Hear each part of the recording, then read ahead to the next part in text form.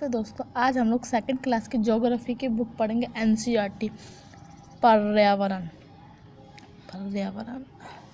लंबी छुट्टियों के बाद जब रवि स्कूल जा रहा था तब उसने देखा कि उसके स्कूल के निकट के खेल के मैदान में खुदाई हो गई थी। वह एक मैदान उनके खेलने के लिए वहां पर था। लोगों ने बताया कि वहां अनेक फ्लैटों वाली एक बड़ी इमारत बनेगी। जब रवि को समझ में आया कि मुलायम घास, गेंदे के फूल एवं तितलियों वाला विशाल मैदान अब हमेशा के लिए नष्ट हो चुका है तो उसकी आंखों में आंसू छलकने लगे। उसने ये बात अपने सहपाठियों को बताई। सुबह की सभा में प्रधानाचार्य ने भी बहुत उदासी से कहा, देखो कैसे हमारा पर्यावरण बदल रहा है। कक्षा में पहुंचकर रवि ने अपने शिक्षक से पूछा, पर्यावरण क्या है? जो कुछ भी आप अपने आसपास देखते हो। शिक्षक ने बताया, पर्यावरण क्या? जो कुछ भी हम अपने आसपास देखते हैं, पेड़ पौधे, नदी, झरने, सब पर्यावरण है। रवि कहने लगा, इसका अर्थ है स्कूल, भवन, मेज, कक्षा में रखी कुर्सियाँ, यहाँ तक कि खुला मैदान, सड़क, कूड़ा करकट। मेरे दोस्त, ये सभी हमारे पर्यावरण के अंग हैं।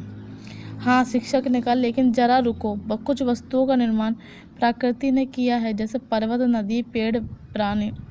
जैसे कुछ प्राकृतिक निर्मित पर्यावरण से पेड़ हो गए, पर्वत हो गए, नदी होगी, प्राणी। जबकि अन्य मानव निर्मित हो जाएगा, घर हो गया, सड़क हो गया, गाड़ियाँ हो गई, किताबें हो गई, कपड़े हो गए आदि। अब दो छात्र मिलकर कार्य कीजिए। अपने निकट बैठे सहपाठी के साथ मिलकर प्रकृति एवं मानव द्वारा निर्मित वस्तुओं की सूची बनाइए। पर्यावरण हमारे जीवन का मूल आधार है। पर्यावरण हमारे जीवन का मूल आधार है। यह हमें सांस लेने के लिए हवा देता है, पीने के लिए जल देता है, रहने के लिए भूमि देता है, भोजन एवं रहने के लिए भूमि प्रदान करता है। मानव इस प्राकृतिक पर्यावरण में कैसे परिवर्तन करता है? कार का धुआं करके, मतलब जो मानव होता है प्राकृतिक पर्यावरण को कैसे प्रदूषित करते हैं, कैसे उसको नुकसान पहुंचाता है। तो इस प्रकार कार का धुआं करके, और फिर जो फैक्ट्रियाँ वगैरह होती हैं उनसे हानिकारक धुआं निकलता है, उससे भी प्रदूषण होता है।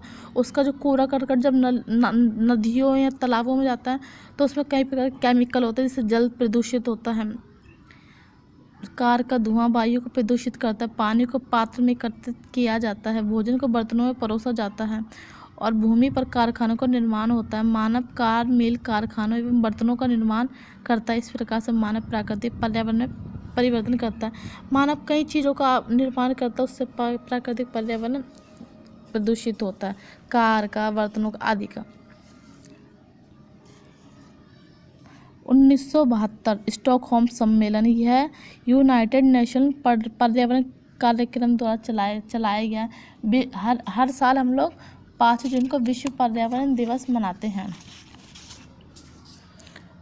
प्राकृतिक निर्मित वायुमंडल, जलमंडल, स्थलमंडल, सजीव और मानव निर्मित पार्क हो गया, इमारतें हो गया, पुल हो गया, सड़क हो गया, उद्योग। पर्यावरण के घटक हो जाएगा, मानव हो जाएगा, एक परिवार हो जाएगा, समुदाय हो जाएगा, धर्म हो जाएगा, शैक्षिक हो जाएंगे, आर्थिक हो जाएगा और राजनीतिक स्थिति हो जाएगी। जीव सजीव प्राणियों का संसार, जैसे पादप जंतु। सजीवी क्या हो जाएगा? पादप जंतु, जिसमें जीवन हो। अजीवीय, जिसमें जीवन ना हो, जैसे निर्जीव वस्तुओं का संसार, स्थल।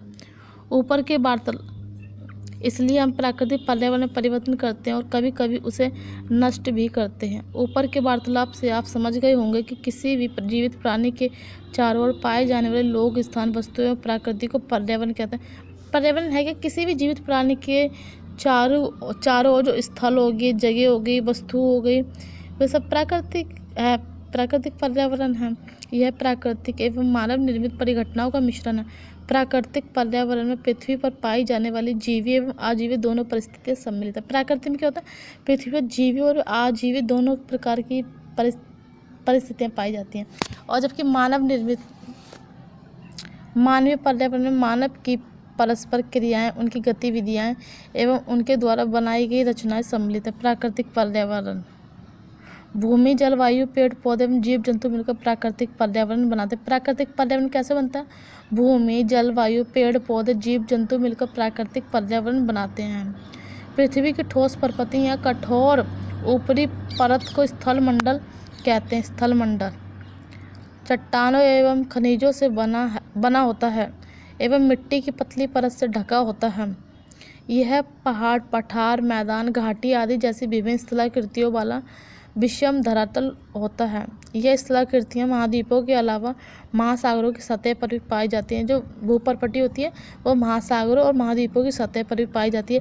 ये ऊंची नीची भी होती है, पर्वत, पठार, मैदान में विषम परिस्थितियों वाली भी होती है, विषम धरातल होता है। जैसे पर्वत पठार पे स्थल मंडल का क्षेत्र जो हमें वन, कृषि एवं मानव बस्तियों के लिए भूमि, पशुओं को चराने के लिए घास स्थल प्रदान करता है। ये खनिज संपदा का भी एक स्रोत है। स्थल मंडल, वायुमंडल, जैव मंडल, जल मंडल, स्थल मंडल।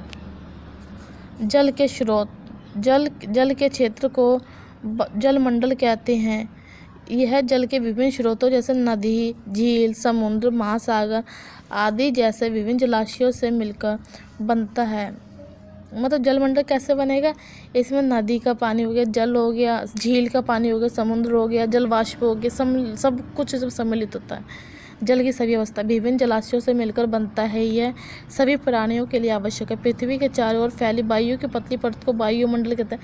वायुमंडल क्या है? जो पृथ्वी के चारों ओर वायु की परत होती है उसी को वायुमंडल कहा जाता है।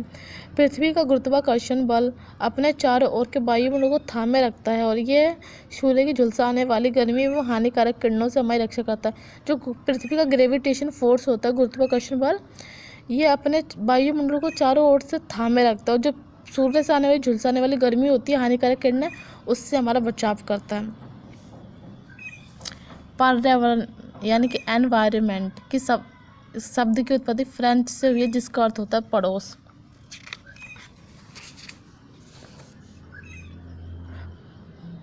पारितंत्र वह तंत्र जिसमें समस्त जीवधारी आपस में एक दूसरे के साथ तथा पर्यावरण के उन भौतिक एवं रासायनिक कारकों के साथ परस्पर क्रिया करते हैं जिसमें वह निवास करते हैं। यह सब ऊर्जा और पदार्थ के स्थानांतरण द्वारा होता है। कई प्रकार की गैस, धूल कण एवं जलवाष्प उपस्थित रहते हैं। वायुमंडल में परिवर्तन होने से मौसम एवं जलवायु में भी परिवर्तन होता है। अगर वायुमंडल में परिवर्तन होगा तो मौसम और जलवायु में भी होगा। पादप एवं जीव जंतु मिलकर जैव मंडल या सजीव संसार का निर्माण करते हैं। यह पृथ्वी का वह संकीर्ण क्षेत्र है जहाँ स्थल, जल एवं वायु मिलकर जीवन संभव बनाता। जीवन जीने के लिए क्या चाहिए? स्थल भी चाहिए, वायु भी चाहिए, रहने के लिए भूमि भी चाहिए, पानी भी चाहिए, वायु, सब कुछ चाहिए रहने के लिए।